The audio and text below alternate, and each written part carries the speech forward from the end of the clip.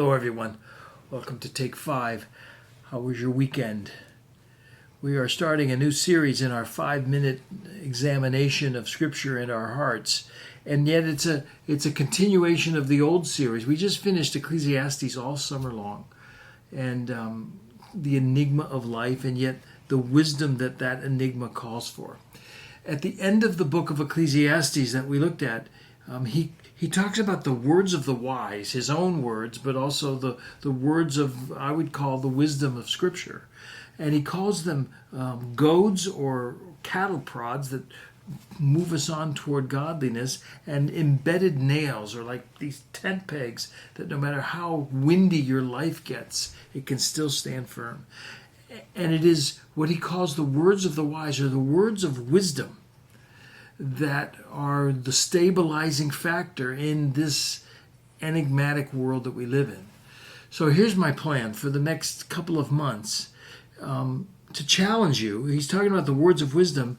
I don't know what you do in your own personal reading of Scripture. If you have one, if you don't, I would encourage you to start.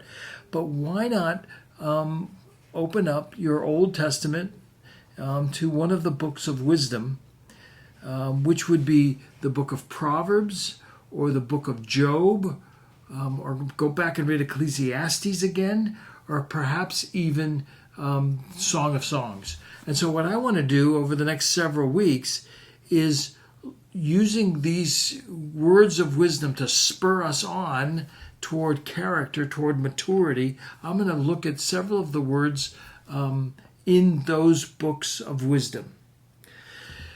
That's what we need today. You know, our mind is wanting all kinds of information, and we're filled with, whether it's social media or news, we just love all kinds of information.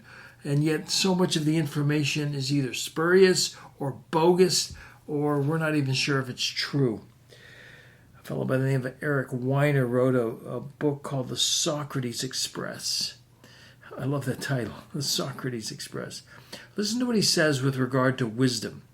He says, we think we want information and knowledge. We do not. So we think we want information and knowledge. Maybe you do too.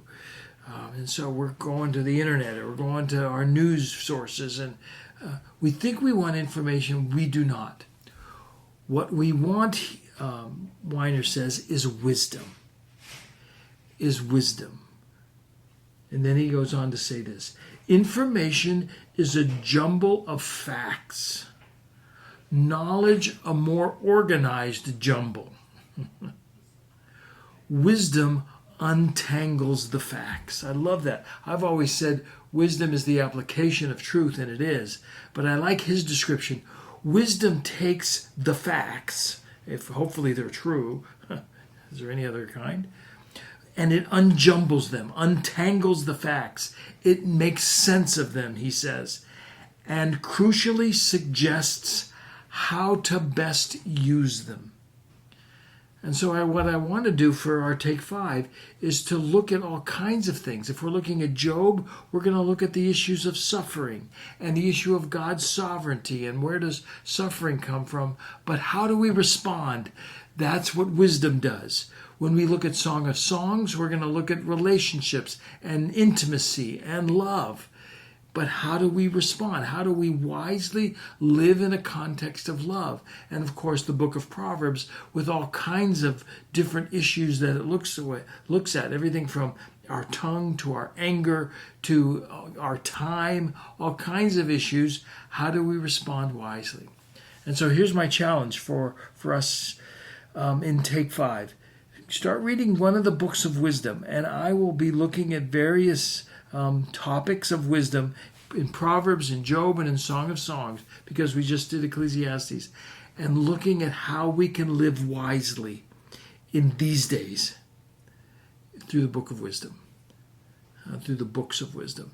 On Thursday, then, I'm going to start with where Ecclesiastes ends, that this is the end of the matter, that we fear God and obey his commandments. And we'll just start with, if we're going to talk about wisdom, the fear of the Lord is the beginning of wisdom. That's what we're going to look at on Thursday. I'm done.